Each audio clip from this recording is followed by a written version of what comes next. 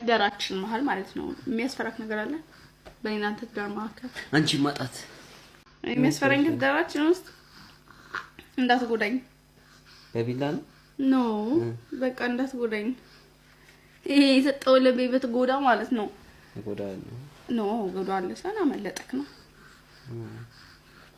አመለጥኩ ነው መደበቅ ኦኬ ጠቅልዬ ወስዳለሁ ልቤ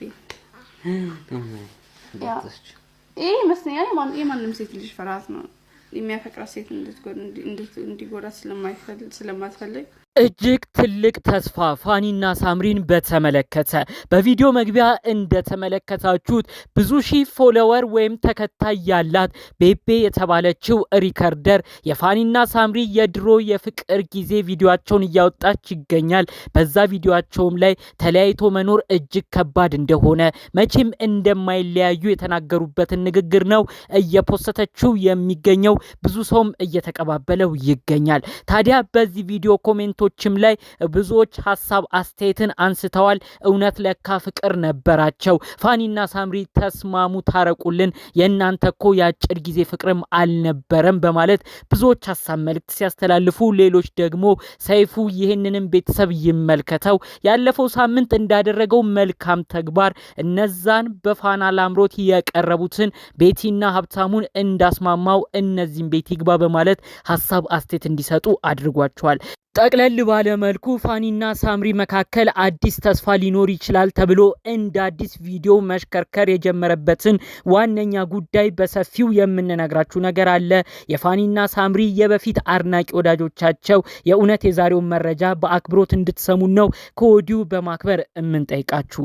ሰላም ጤና ይስጥልን ውድ ሀገሬ ልጆች፣ በተለያዩ ዓለም ሀገራት የምትገኙ በያላችሁበት ሀገር ሰላማችሁ ይብዛልኝ። ዛሬም አዳዲስ በሆኑ መረጃዎች ብቅ ብለናል። ለዚህ ቻናል አዲስ ከሆናችሁ ሰብስክራይብ በማድረግ ሁሌም እንለቃቸው ቪዲዮዎች እንዲደርሱ ይሁን። ቀጥታም ይዘን ወደ መጣነው ዝርዝር መረጃዎቻችን እናመራለን። በቪዲዮ መግቢያ እንደተመለከታችሁት ፋኒና ሳምሪ በፍቅር በነበሩበት ሰዓት አንድ የዩቲዩብ ቪዲዮ አጋርተው ነበር።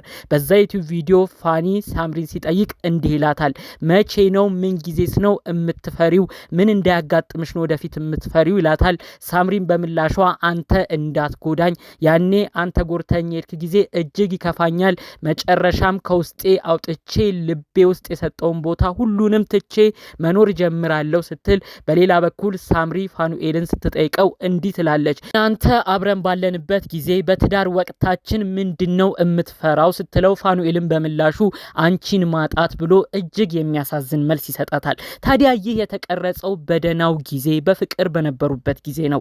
ታዲያ አሁን ላይ ፋኒና ሳምሪ ያሉበትን ነገር ብዙዎቻችን እናውቃለን። በዛ ቪዲዮ እንደተመለከትናቸው በፍቅር ሰዓት እንዳስተላለፉት መልእክት አይደለም ዛሬ የሚገኙት።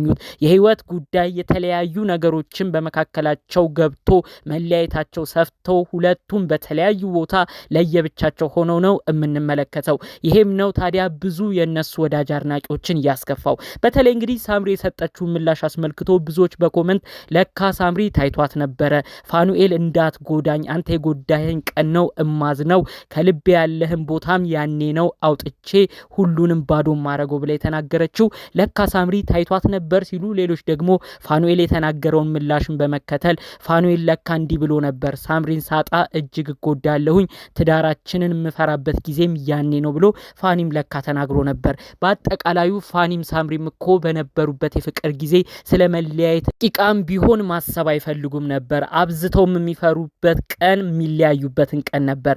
ይኸው ግን በስተመጨረሻ መለያየታቸውን የተሰማው እጅግ ያሳዝናል በማለት ብዙዎች ነው ሐሳብ አስተያየት ያነሱት። ይህን ጉዳይ ተመልክቶ እንግዲህ ብዙዎች በኮሜንት ደግሞ ሰይፉ በተለይ ደግሞ በኢቢኤስ ቴሌቪዥን ብዙዎቻችን የምናቀው እሁድ በሚቀርበው ፕሮግራሙ ላይ ሰይፉ እንግዲህ እጅግ መልካም ስራን አድርጎ ነበር። ቻችን እንግዲህ እንደምናስታውሰው አንዲት ግለሰብ ቲክቶክ ላይ መታ በጣም በህይወቷ ተስፋ ቆርጣ አሁን ላይ ከፍ ማለት መጀመሯን ተናግራ ነበረ። ያንንም አስመልክቶ ሰይፉ ያችን ግለሰብ ጋብዟት ነበር። ታዲያ በየትኛው ጊዜ ነው የተጎዳሹ ብሎ ብዙ ነገር ሲጠይቃት እንግዲህ የኔ የነበረ ግለሰብ በፍቅር ጊዜ አብሮኝ የነበረ ግለሰብ ካረገዝኩኝ በኋላ ሸሽቶኛል፣ በዛም ተከፍቼ መሰበር ስሜት ውስጥ ሁሉ ገብቼ ራሴን ህይወቴን የጠላሁበት ጊዜ ነበር ብላ እንግዲህ ቃለ መጠይቅ አድርጎላት ነበር። በሳምንቱ ታዲያ እንግዲህ ያልተጠበቀ ነገር አድርጎ ያንን ግለሰብ ከዚች ግለሰብ ጋር እንዲገናኙ አድርጓል ሰይፉ። በተለይ ልጅቷ እንግዲህ በወቅቱ ያው እሱም ያልቻለበት ነገር ይኖራል። ነገር ግን በልቤ እሱን ወደዋለሁ፣ አከብረዋለሁ፣ በጣም ነበር ማፈቅረው ያሉት የህይወት ውጣ ውረዶች ይመስለኛል እሱ ያኔን እኔን ሸሽቶ እንዲሄድ ያደረገው አሁን ድረስ እምወደው ሰው ነው ብላ እንግዲህ ለሰይፉ ነግራው ስለነበር ሰይፉ በሳምንቱ እንግዲህ ይህ ግለሰብ መጥቶ እሷንም ሰርፕራይዝ አድርጎ እነዚህ ግለሰቦች እንደ አዲስ ህይወትን ሀብለው እንዲቀጥሉ ህይወትን ሀብለው እንዲጀምሩ እንግዲህ ትልቅ ተስፋ አድርጎ ሁለቱን በይፋ አስማምቶ ነበረ። ብዙ ሰው ነው ይህን ቪዲዮም የተመለከተው። ያንንም በማስታወስ ጭምር ነው ሰይፉ የያዘው ነገር ሁሉ መጨረሻው ሲያምር ነው የተመለከትነው። በተለይ እነዚህ ግለሰቦች ሚዲያ ቲክቶክ ላይ መጥተው ቢሆን ፋና ላምሮት ላይ የቀረቡት ቤቲና ሀብታሙ ቲክቶክ ላይ ቀርበው ቢሆን የተለያዩ ቤቶች ውስጥ አውርተው ቢሆን ድጋሚ ይጣሉ ነበር፣ አይስማሙም ነበር። ነገር ግን በሰይፉ ጉዳዩ ስላለቀ እዛው ሚዲያ ላይ እዛው ሰይፉ ፕሮግራም ላይ እርቃቸውን ሰምተናል።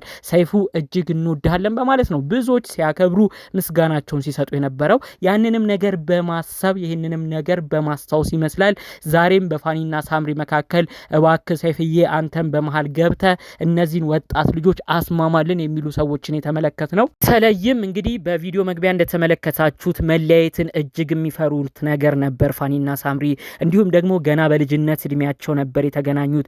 10 ቤት እድሜ ነበረ የተዋወቁት። ብዙ ክፉ ደጉን አብረው አሳልፈዋል። ብዙ ጫና እያለባቸው ትዳራቸውን ቀጥለው ልጆችን ወልደው ቤተሰብ መስርተው ለረጅም ዓመታት አብረው ኖረዋል። ምንም ሳይኖራቸው ተዋውቀው በብዙ ነገር በልጽገው ትልቅ ቦታ ሲደርሱ ነው እንግዲህ ፋኒና ሳምሪ መለያየታቸው የተሰማው። በዚህም ዛሬ ድረስ የጋራ ወዳጆቻቸው ፋኒና ሳምሪን አንድ ቀን አንድ ሆነው እንመለከታለን፣ የሚያስማማቸው ነገር መጥቶ አንድ ይሆኑልናል በማለት ብዙዎች ዛሬ ድረስ በተስፋ ነው የሚናገሩት። በተለይ ደግሞ ሰይፉ ያለፈው ሳምንት የሰራውን መልካም ስራ በማስታወስ እባክህ በዚህ ቤተሰብም ጣልቃ ግባ፣ ፋኒና ሳምሪን አስማማልን፣ በመካከላቸው ፍቅር አለ። ነገር ግን ሁሉ ነገር ሚዲያ ወጣና እልህም ተያያዙና አንዳቸውን እየተነጋገሩ እዚህ ደረሱ እንጂ ፋኒና ሳምሪ መካከል በዚህን ያህል ደረጃ ይራራቃሉ ብለን አናስብም ነበር በማለት ነው ብዙዎች ሀሳባቸውን እያነሱ በተለይ የነዚህ ቤተሰብ ጉዳይ ሰይፉ ራሱ የሆነ ሀሳብ አስተያየት ሰጥቶ እንዲያስማማ ሲጠይቁ የተመለከት ነው ማለት ነው። በጣም ከሚያስገርመው ሌላኛው ጉዳይ ፋኒና ሳምሪን በተመለከተ ያው ፋኒና ሳምሪ ራሳቸው ለየብቻ ከእንግዲህ እንደሚመጡ መጣላታቸውንና አብረውም ከእንግዲህ እንደማይኖሩ ከነገሩን ወደ አመት እየተጠጋ ነው። ነገር ግን የተለያዩ እልህ ቢኖርባቸውም ማናቸውም ግን አዲስ ህይወት የእውነት ጀምረው ለሌላ ህይወት ራሳቸውን አላዘጋጁም። ያው ፋኒም አንዳንዴ በሳምሪ በኩል ያሉትን ነገሮች ለማስቀየስ ለማናደድ በሚመስል መልኩ አዲስ ሴት እንደተዋወቀ አድርጎ የተለያዩ ፎቶ ቪዲዮችን ይለቃል። ሳምሪም በዚህ በኩል አዲስ ግለሰብ ተዋውቃ አዲስ ህይወትን የጀመረች አስመስላ በፋኒ በኩል ያሉ ሰዎችን ለማናደድ በሚመስል መልኩ እሷም ቪዲዮችን እየለቀቀች ነበር። ነገር ግን በተጨባጭ እውነታ ለማወቅ የሚቻለው ፋኒም ሳምሪም ከተጣሉ በኋላ አዲስ ህይወት የእውነት ጀምረው ሌላ ህይወትን እያሳለፉ አይደለም። ይህ የሚያሳየው በመካከላቸው አሁን ድረስ እንግዲህ ፋኒና ሳምሪ ቢለያዩም ሌላ ህይወት ለመጀመር ፍላጎት እንደሌላቸውና በውስጣቸው ያለው ፍቅር ሁሉ ያላለቀ በሚመስል መልኩ እንግዲህ አሁንም ስራቸው ላይ እያተኮሩ ነገር ግን የፍቅር ጉዳያቸውን ሁሉንም ያዝ አድርገው እንግዲህ ህይወታቸውን እየቀጠሉ እንዳሉ ነው ያሉት ነገሮች የሚያሳየው። አሁንም ቢሆን ይህንንም አስመልክተው ነው ብዙዎች ፋኒና ሳምሪ አዲስ የጀመሩት ህይወት የለም፣ ከተጣሉ በኋላ ፋኒም አዲስ ሰው አላገባም፣ ሳምሪም እንደዛው ለማስቀናት አንዱን የተለያዩ ፎቶ ይልቀቁ እንጂ ከማንም ጋር አብረው ሆነው የፍቅር ህይወትን አልጀመሩም። ስለዚህ ተመልሰው ፋኒና ሳምሪ አንድ ቢሆኑልን ደስ ይለናል በማለት ነው ብዙዎች ሀሳብ አስተያየት ያነሱት። በተጨባጭ ደግሞ እንግዲህ የልጆቻቸውን የፊሎና አዳምን ጉዳይን በማንሳት በጋራ ሆነው እነዛ የሚያማምሩት ልጆቻቸውን እኛም አንድ ላይ እያሉ የሚያሳዩትን ልጆቻቸውን በጋራ ሆነው እንዲያሳድጉ ፊሎና አዳም የእናትም የአባትም ፍቅር እያገኙ እንዲያድጉ ነው የምንፈልገው በማለት ለልጆቻቸው ራሱ መልካም በመመኘት ነው የነሱ ወዳጅ አድናቂዎች ዛሬ ድረስ ሀሳብ አስተያየት እያነሱ የሚገኘው። እናንተስ የእነዚህን ቤተሰብ አስመልክቶ ምን አይነት ሀሳብ ምልከታላችሁ?